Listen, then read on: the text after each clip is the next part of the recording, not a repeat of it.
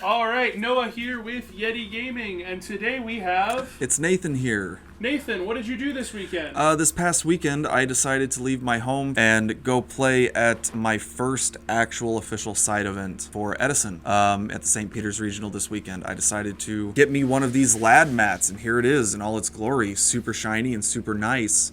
And this is what I played, Lightsworns. My favorite deck. I've been playing it for a long time. Alright, well let's get straight into it then. Sure, let's move that out of the way. Alright, so a lot of the stuff in this deck is going to be very self-explanatory, but I'm going to go ahead and kind of talk a little bit about each thing. But the start is Judgment Dragon. It's at 2, you play 2. He's the boss monster. Dropping this on the board is typically how you win games. In my build, not necessarily, but we'll get into that a little bit later. I have some 2-ofs in the deck. Those are going to be Lila and Wolf, and we're going to talk about these a little bit here. Lila is pretty also self-explanatory. The whole point of Lila is that you can bait out traps so that you can make room for this guy. Lila's good, pops back row. That's what you need in this deck. Back row hate. The other thing is Wolf. Yes, I only play 2 Wolf. Anybody who tells you to play 3 is wrong. I'm just going to be honest. Bold words. No, Bold words. Anybody who tells you to play 3 is wrong.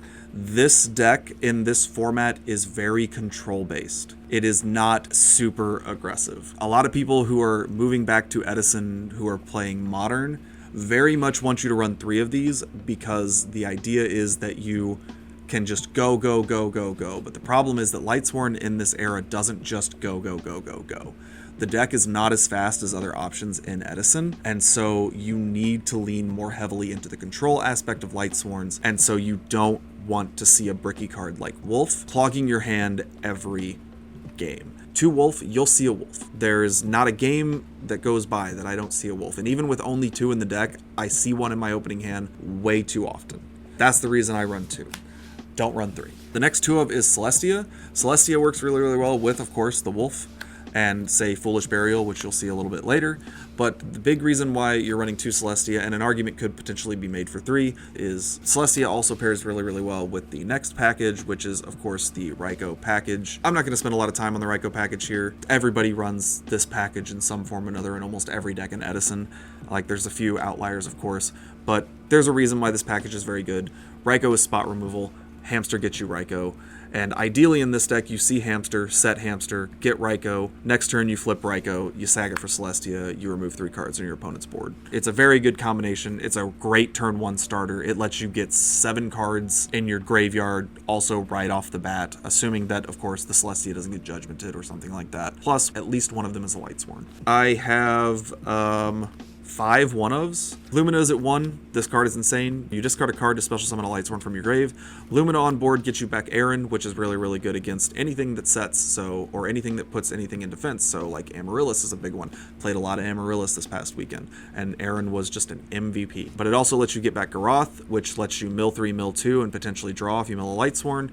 Jane is really, really good because it can get over any 1800 or 1900 or 2k attackers, which there are a decent amount of those in this format. And then Arcus is also really good. Next big thing is hand traps, which we'll do these 2 first. Honest. Enough said? Yeah, it's honest. Like, this is arguably the best damage step battle hand trap that the game has potentially ever seen. And then the other hand traps that I run are Gores and Trag. The reason why you run Gores and Trag is because, like I said, this deck is not necessarily as fast as people want to believe it is, and you need defense. There is not a lot of defense in this deck, and that kind of leads into this card as well, Necrogardener. You have 3 defensive cards, and these 3 defensive cards are key to keeping you from getting OTK'd in return. And a lot of times it's not going to happen. You have to have those cards in hand. But these cards are just very essential in making sure that you just don't die early on.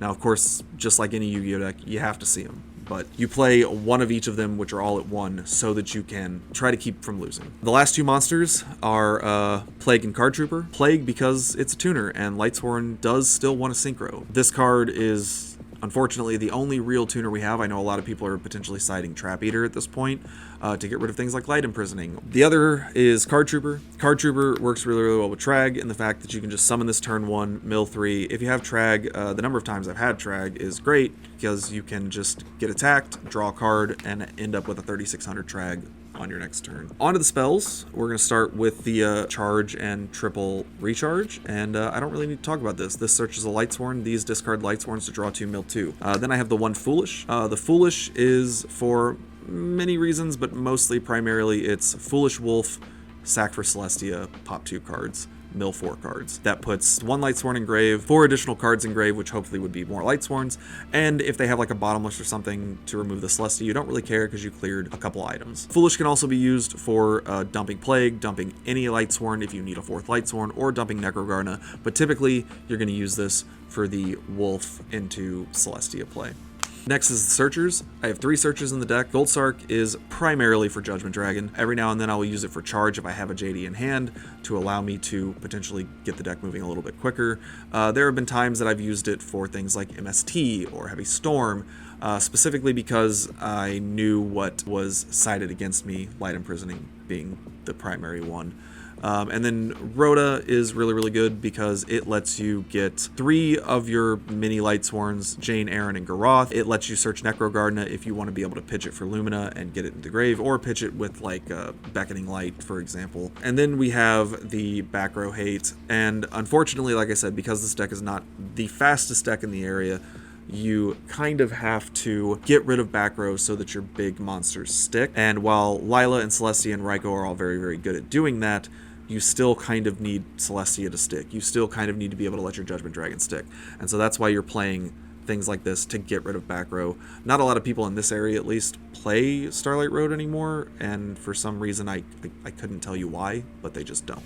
And then we have the recursion spells, which is double Pot of Avarice. It lets you put back JDs that you've milled, it lets you put back any Lightsworns that you need to draw, it lets you put back Gors and Trag if you've milled them. You'll notice I'm not playing any like Chaos Sorcerers, and it's because I'm running things like Pot of Avarice. All of your darks are things that you want in a very specific place. I would much rather be Pot of Avaricing back a Gors or a Trag so that I'm getting it back into my hand where it belongs than banishing it for a Chaos Sorcerer. Pot of Avarice is really, really good at putting back stuff that you know that you need in your hand, but if for some reason you build the Pot of Avarices, you have Beckoning Light to get it back into your hand.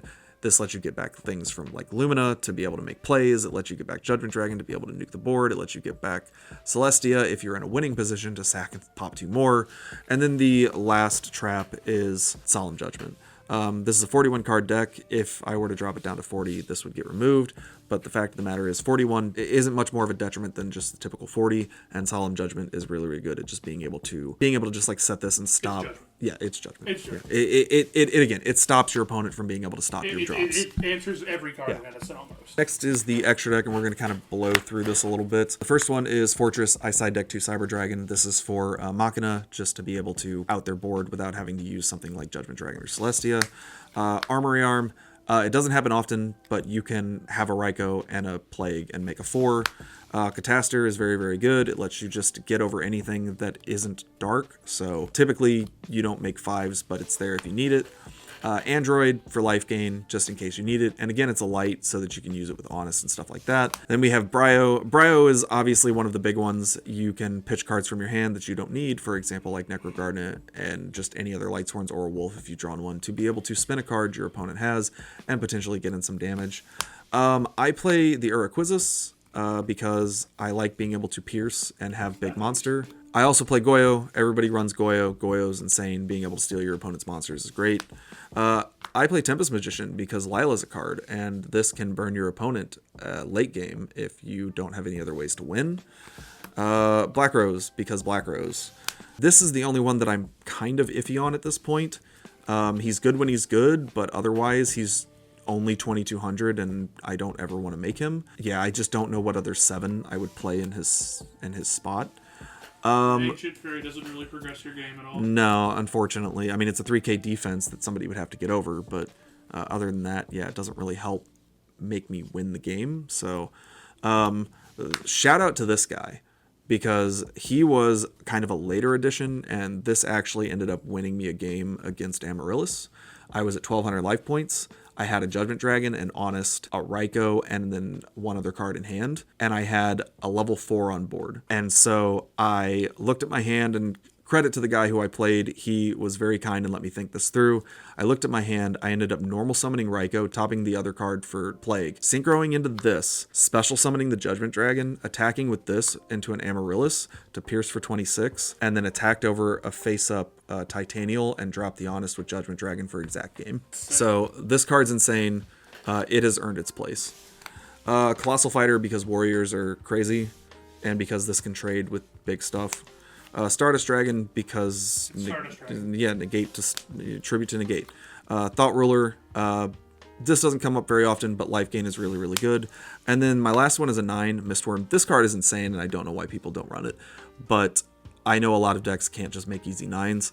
But just being able to like spin 3 cards your opponent controls is very, very good. And obviously you would only really make this if you're pushing for game. You don't want to make this if they're going to have another turn, because they're just going to have a handful of resources at that point. Side deck, pretty standard. DD Crows. This hits just almost everything at this point. One of my hardest matchups is unfortunately Value Turbo and Blackwings. So this just hits both of those in different ways.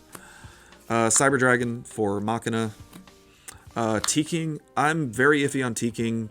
Unfortunately, I don't ever see myself siding this in, but it's one of those weird things that it's good to have it if you ever end up playing something hero related. The one monster reincarnation, and I actually side this in when I side in these, because typically if I'm siding in Decree, I'm siding in other stuff, and I'm siding out Beckoning. So this gives me more recursion. Double Soul Release, again, something that I'm not 100% sure that I want to keep in the deck, but it is very good to just remove anything from any deck that uses Graveyard, which is almost all of them. All the St. Louis locals are infested with Frog players, so Soul Release and DD Crow is kind of a mandatory tax, just for some context. One Mask of Restrict. This is just for anything that runs Monarchs, and I think it's really funny. I don't need to sack for Celestia, so I can just put this face up and just watch them crumble. Again, frogs. Yeah. The big ones in my side deck are these 3. Typically when I'm siding against Vayu and Blackwing, I'm siding all 5 of these with the DD Crows.